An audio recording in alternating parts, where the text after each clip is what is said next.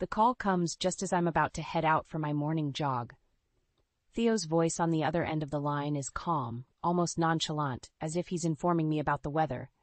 Lillian feels the empty nest at home. She's moving in next week. I nearly drop my phone. Excuse me, when was this decided? Last night. Mom's been struggling since Dad passed, and I think it's best if she's with family. And you didn't think to discuss this with me first? I can feel my blood pressure rising. Marin, she's my mother. Where else is she supposed to go? That's not the point, Theo. We're supposed to be a team. You can't just make unilateral decisions like this. Look, it's just for a little while until she gets back on her feet. It won't be that bad. But I know better. I've seen how Theo gets around his mother, how he transforms from the man I married into a docile little boy, eager to please. I take a deep breath, trying to quell the panic rising in my chest. Fine, we'll talk about this when I get home. Great. Love you. I don't respond, just end the call and stare at my phone. This isn't the first time Theo has made a major decision without me, but it's definitely the most egregious. I think back to our wedding day, how Lillian had insisted on controlling every detail, from the guest list to the color of the napkins. I had chalked it up to typical mother-of-the-groom behavior, but now I see it for what it was, a sign of things to come. I start my jog, my feet pounding against the pavement as my mind races. How am I supposed to deal with Lillian living under my roof? The woman who constantly criticizes my cooking, my decorating choices, my career. I think about the inheritance my grandmother left me, the money I had been saving for a down payment on a house of our own. With Lillian moving in, that dream feels further away than ever. By the time I get back home, I'm drenched in sweat and no closer to a solution. Theo is already at work, so I'm left to my own devices as I try to figure out how to accommodate our new house guest.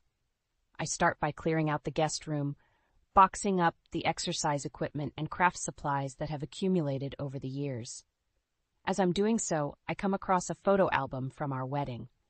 I flip through the pages, my eyes landing on a picture of Theo and Lillian dancing together, identical smiles on their faces. It hits me then, the realization that I will always be an outsider in my own marriage, that Theo will always put his mother's needs before my own. I close the album and shove it back into the box, my jaw clenched tight. Something has to change. I can't keep living like this, constantly playing second fiddle to a woman who doesn't even like me. I finish clearing out the room and head to the kitchen to start on dinner. As I chop vegetables, my mind churns with the beginnings of a plan. I may not be able to stop Lillian from moving in, but I'll be damned if I let her take over my life. The memories of our wedding day flood back as I sit at the kitchen table, nursing a cup of coffee. It was supposed to be the happiest day of my life, but even then, the cracks were starting to show. I remember Lillian's disapproving frown as she surveyed the reception hall, her eyes lingering on the simple centerpieces I had chosen. "Are you sure this is what you want, dear? It's a bit quaint." I had forced a smile, determined not to let her ruin my big day. "It's perfect, Lillian, just what Theo and I wanted." But even as I said the words, I could feel Theo's hand tighten on my arm, a silent warning to play nice. Looking back, I can see how Theo's charming facade had blinded me to his true nature. The way he would dismiss my opinions with a laugh and a pat on the head, as if I were a child. The way he would always defer to his mother's wishes, no matter how unreasonable. I take a sip of my coffee, the bitter taste matching my mood. I had thought marriage would be a partnership, but instead I find myself playing the role of a subordinate, constantly bowing to the whims of my husband and his mother. The sound of the front door opening jolts me out of my thoughts. Theo strides into the kitchen, his suit impeccably pressed and his hair perfectly coiffed. He looks every inch the successful investment broker, but I know the truth behind the polished exterior. "How was your day, honey?" he asks, his tone dripping with false sincerity. "Fine," I reply, my voice clipped. "Just trying to figure out where to put all of Lillian's things." Theo's smile falters for a moment before he recovers. "I'm sure we'll find a place for everything. Mom's not bringing that much." I bite back a scoff. I've seen the moving trucks parked outside Lillian's house, the endless stream of boxes and furniture being loaded up. And where exactly are we supposed to put it all, Theo? This house isn't big enough for 3 people and a lifetime's worth of possessions. Theo's eyes narrow, his voice taking on an edge. We'll make it work, Marin. Mom needs us right now. And what about what I need? I ask, my voice rising. What about our plans for the future, the house we were going to buy? Theo slams his hand down on the counter, making me jump. Damn it, Marin. Can't you think of anyone but yourself for once? My mother just lost her husband. She needs her family. I stare at him, stunned by the outburst. In all our years together, I've never seen Theo lose his temper like this. I am thinking of our family, Theo, but right now it feels like you're only thinking of yours. Theo takes a deep breath, his jaw clenched tight. I don't have time for this. I have to go pick up Mom. He grabs his keys off the counter and storms out of the house, leaving me alone with my thoughts. I sink back into my chair, my head in my hands. How did we get here? How did I let things get so out of control? But even as I ask myself the questions, I know the answer. I let Theo and Lillian steamroll over me, too afraid of rocking the boat to stand up for myself. Well, no more. I may not be able to stop Lillian from moving in, but I won't let her dictate my life. I won't let Theo treat me like a doormat any longer. I take a deep breath and stand up, my resolve hardening with each passing second. It's time to take back control of my life, one way or another. The next few days are a whirlwind of activity as I prepare for Lillian's arrival. I clean the house from top to bottom, rearrange furniture to make room for her belongings, and stock the fridge with all of her favorite foods. But no matter how much I do, it never seems to be enough. This room is awfully small, Lillian sniffs as I show her the guest room, and the decor is so bland. I bite my tongue, reminding myself that she's just lost her husband. I thought we could go shopping for some new bedding and curtains, make it feel more like home. Lillian waves a dismissive hand. I suppose that will have to do, for now. As the days go by, Lillian's presence in the house becomes increasingly suffocating. She criticizes everything from the way I load the dishwasher to the way I fold the towels. She rearranges my kitchen cabinets and moves my furniture without asking. But the final straw comes when I overhear her talking to Theo one evening. Really, Theodore, I don't know how you stand it, she says, her voice dripping with disdain. Living in this tiny house with a wife who can't even keep it properly decorated. I feel my blood boil as Theo's response floats down the hallway. I know, Mom, but what can I do? Marin is stubborn. You need to put your foot down, Lillian insists. Take control of the situation. You're the man of the house, after all. I can't listen to any more. I storm into the living room, my eyes blazing with anger. How dare you? I hiss at Lillian. This is my home, and you have no right to come in here and start making demands. Lillian looks at me with a smirk. Oh, please, this isn't a home. It's a shoebox, and you, my dear, are hardly qualified to be running it. I turn to Theo, expecting him to defend me, but he just stands there, his eyes fixed on the floor. Theo? I prompt, my voice shaking. Are you going to let her talk to me like that? Theo finally looks up, his expression unreadable. Marin, please, don't make this harder than it needs to be. I stare at him in disbelief. Harder than it needs to be? Your mother just insulted me in my own home, and you're taking her side? I'm not taking anyone's side, Theo argues. I just think we all need to calm down and find a way to make this work. I shake my head, hot tears stinging my eyes. I can't believe this. I can't believe you. I turn and flee the room, slamming the bedroom door behind me. I sink down onto the bed, my body shaking with sobs. How did I let things get this bad? How did I let Theo and Lillian walk all over me for so long? But even as I wallow in self-pity, a small voice in the back of my mind whispers that it's not too late, that I can still take back control of my life. I think of the inheritance my grandmother left me, the money I had been saving for our future. I think of how Theo had promised we would use it to buy a house of our own, start a family. But now, with Lillian living under our roof and Theo catering to her every whim, that future seems further away than ever. I wipe my eyes and take a deep breath, my resolve hardening. I won't let them take that away from me. I won't let them dictate how I live my life. I reach for my phone and dial a number I never thought I would need. Hello, I say when the receptionist answers. I need to speak with a lawyer. It's about my husband. The meeting with the lawyer is eye-opening, to say the least. I sit in his office, my hands clasped tightly in my lap as he looks over the documents I've brought with me. "It seems your husband has been less than forthcoming about his financial situation," the lawyer says, his brow furrowed. "Based on these bank statements, his investments are not nearly as lucrative as he's led you to believe." I feel a sinking sensation in the pit of my stomach. "What do you mean?" The lawyer sighs, leaning back in his chair. "Mrs. Bridges, I believe your husband has been using your inheritance to fund his mother's lifestyle. The money he claims to be investing is actually being funneled into her accounts." I stare at him in shock, my mouth hanging open. That can't be true. Theo wouldn't do that to me. The lawyer gives me a sympathetic look. "I'm afraid the evidence suggests otherwise. Your husband has been systematically draining your joint accounts for months." I feel like I've been punched in the gut. All this time, I thought Theo and I were working towards a common goal, a future together. But now I see that he's been lying to me, using me for my money. I think back to all the times he's dismissed my concerns about our finances, telling me not to worry, that he had everything under control. How could I have been so blind? I leave the lawyer's office in a daze, my mind reeling with the implications of what I've learned. When I get home, I find Theo and Lillian in the living room, sipping tea and chatting like old friends. "Marin, there you are," Theo says, his voice all false cheer. "I was just telling Mom about our plans for the weekend." I feel a surge of anger course through me. "What plans, Theo? The ones where you take more of my money to fund your mother's shopping sprees?" Theo's face goes white, his eyes widening in shock. "What are you talking about?" I throw the bank statements down on the coffee table. "I'm talking about how you've been lying to me, stealing from me, using my inheritance to pay for your mother's extravagant lifestyle."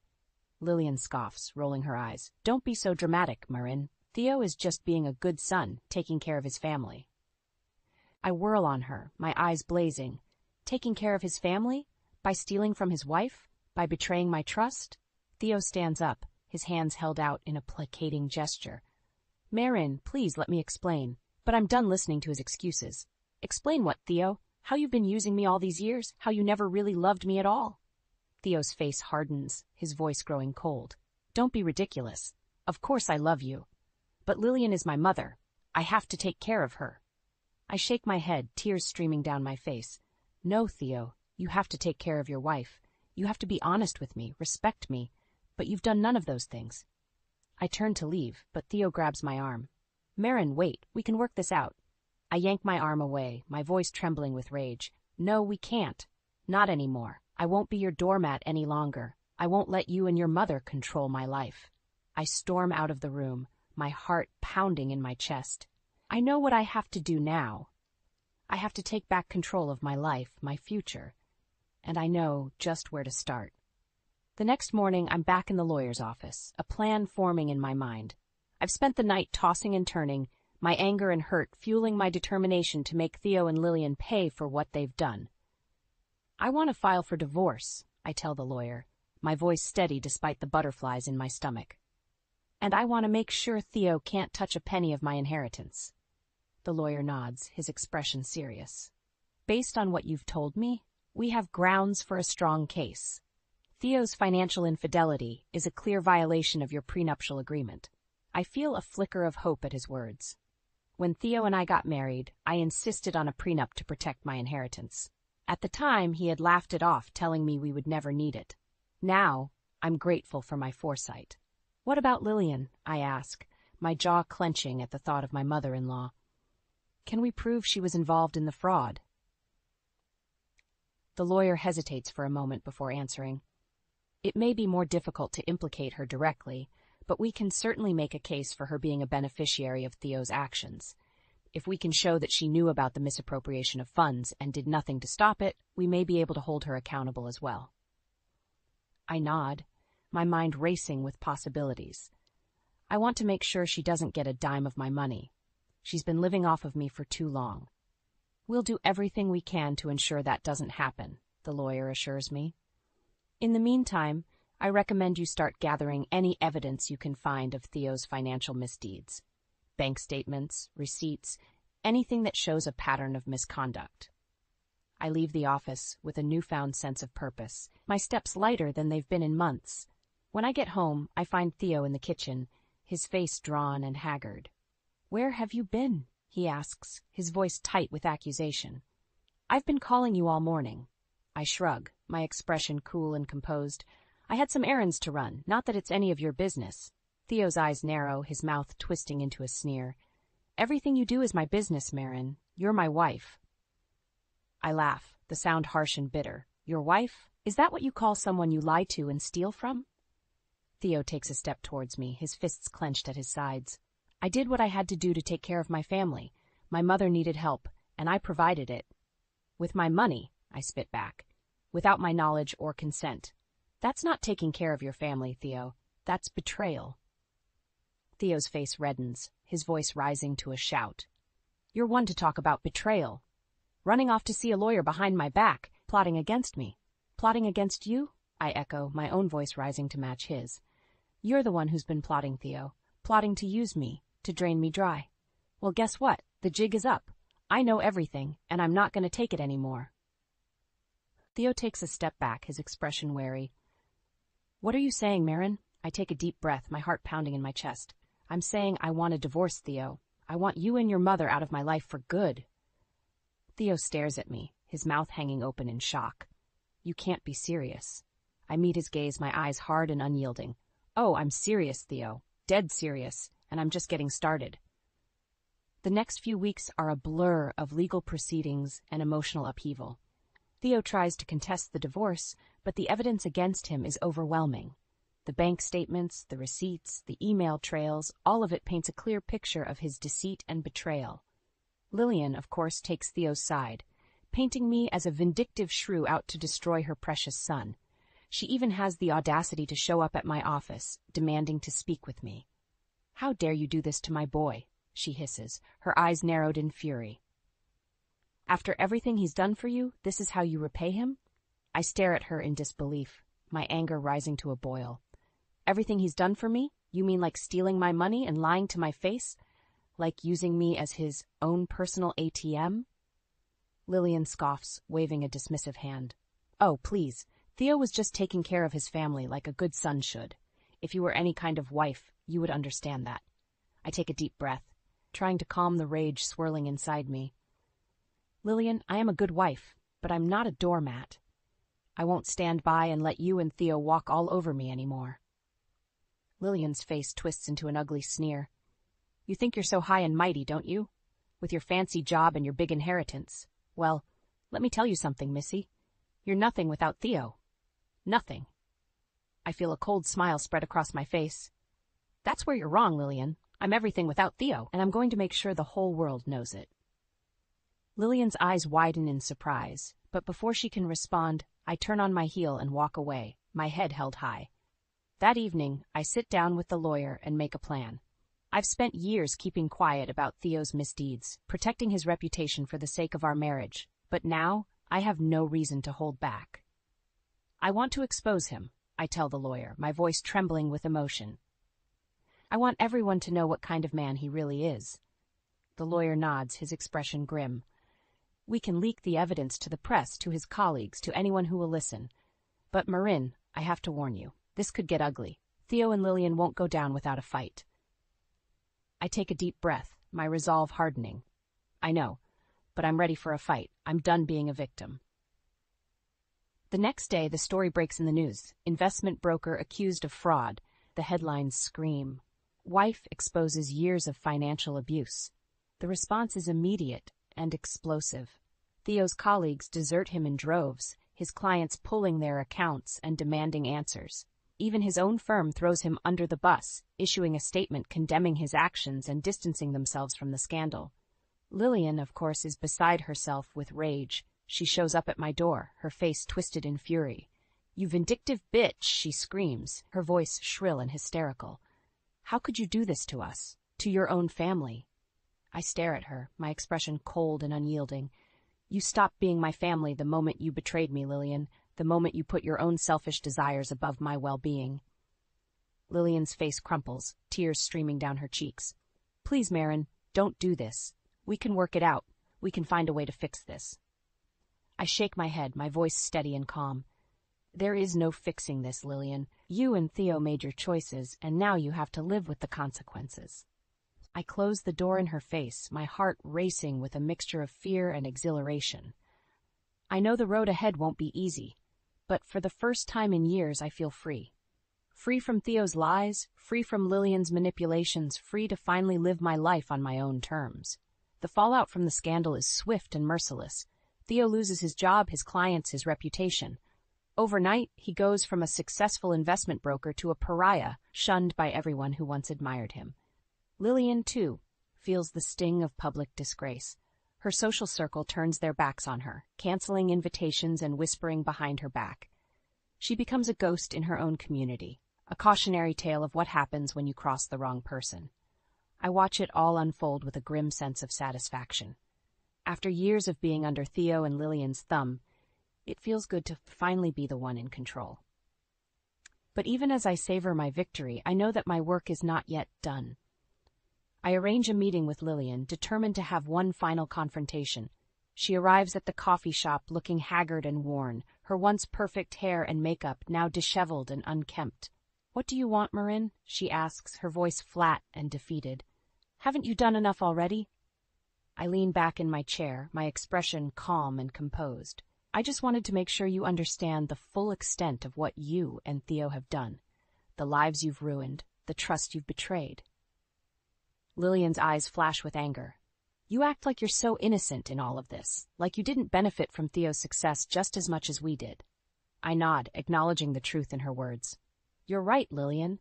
I did benefit from Theo's success, but I never knew the true cost of that success. The lies, the deceit, the betrayal." Lillian looks away, her jaw clenching tight. "We did what we had to do to survive, to maintain our lifestyle." I lean forward, my voice low and intense. "But at what cost, Lillian? Your integrity, your self-respect, your relationship with your son?" Lillian's eyes fill with tears, her lower lip trembling. "Theo will never forgive me for this, for letting him down." I feel a flicker of sympathy for her, but I push it aside. "That's not my problem, Lillian. You made your choices, and now you have to live with the consequences." I stand up to leave, but Lillian grabs my arm, her fingers digging into my skin. "Please, Marin, don't do this. Don't destroy us completely." I wrench my arm away, my voice cold and unyielding. "You destroyed yourselves, Lillian. I just shone a light on the truth." I walk away, my head held high. I know that my journey is not yet over, that there will be more obstacles and challenges to come. But for now, I feel a sense of peace and closure, knowing that I have taken back control of my life. The divorce is finalized a few months later, and I walk out of the courthouse a free woman. Theo and Lillian are left to pick up the pieces of their shattered lives, their once enviable lifestyle, now nothing more than a distant memory. As for me, I focus on rebuilding my own life. I throw myself into my work, determined to succeed on my own terms. I surround myself with friends and family who love and support me, who appreciate me for who I am, not what I can do for them. And slowly but surely, I begin to heal. The pain and anger that once consumed me start to fade, replaced by a newfound sense of strength and resilience. I know that I will never forget what Theo and Lillian did to me, but I also know that I will not let it define me. I am more than just a victim of their lies and betrayal. I am a survivor, a fighter, a woman who knows her own worth and will never again settle for less than she deserves. And that, in the end, is the sweetest revenge of all. Life after the divorce is a strange and unfamiliar landscape. For so long, my identity was tied up in being Theo's wife, in playing the role of the dutiful spouse and daughter-in-law. Now I find myself adrift, unsure of who I am or what I want. But even as I struggle to find my footing, I take solace in the fact that Theo and Lillian are struggling even more. Everywhere they go, they are met with whispers and stares, with people who once fawned over them, now turning their backs in disgust. I hear through the grapevine that Theo has been blacklisted from every major investment firm in the city, his once sterling reputation now forever tarnished. Lillian, too, has become a social pariah, shunned by the very people she once looked down upon. Part of me feels a twisted sense of satisfaction at their downfall. After all the pain and betrayal they put me through, it feels like justice to see them finally facing the consequences of their actions. but another part of me knows that revenge is a hollow victory. It may feel good in the moment, but it doesn't change what happened. It doesn't erase the years of lies and deceit, the trust that was so brutally shattered. And so I focus on moving forward. I throw myself into my work, taking on new projects and challenges that push me out of my comfort zone. I start seeing a therapist, working through the trauma and pain of my failed marriage. Slowly but surely, I begin to rebuild my life. I make new friends, people who value me for who I am, not what I can do for them. I take up new hobbies, exploring parts of myself that I never had the chance to before. And as I do, I start to realize that my marriage to Theo was not the end of my story. It was just one chapter, a painful and difficult one, but one that I survived. And now, I have the chance to write a new chapter, one filled with hope and possibility. One day, I run into Lillian at the grocery store. She looks older than I remember, her face lined with worry and regret. For a moment, we just stare at each other, unsure of what to say. Finally, Lillian breaks the silence. "Marin, I know I have no right to ask for your forgiveness. What Theo and I did to you was unforgivable." I nod, my expression guarded. "You're right, Lillian. It was unforgivable." Lillian takes a deep breath, her eyes filling with tears. "I just wanted to say that I'm sorry. I know it doesn't change anything, but I need you to know that." I feel a flicker of something in my chest. Not quite forgiveness, but perhaps a glimmer of understanding. "Thank you, Lillian. I appreciate you saying that." We stand there for a moment longer, two women whose lives were once so intertwined, now nothing more than strangers. And then, without another word, we go our separate ways. As I walk out of the store, I feel a sense of lightness, as if a weight has been lifted from my shoulders. I know that I will never forget what Theo and Lillian did to me, but I also know that I no longer need to carry the burden of their betrayal. I am not the same woman I was when I married Theo, and I never will be again. But that's okay, because the woman I am now is stronger, wiser, and more resilient than I ever thought possible. I am rebuilding not just my life, but my very soul, and with each passing day, I am one step closer to the person I was always meant to be. It's not an easy journey, but it's one that I am finally ready to take. And as I walk out into the bright sunlight, I feel a sense of hope and possibility that I haven't felt in years. The future is wide open, and for the first time in a long time, I am excited to see where it will take me.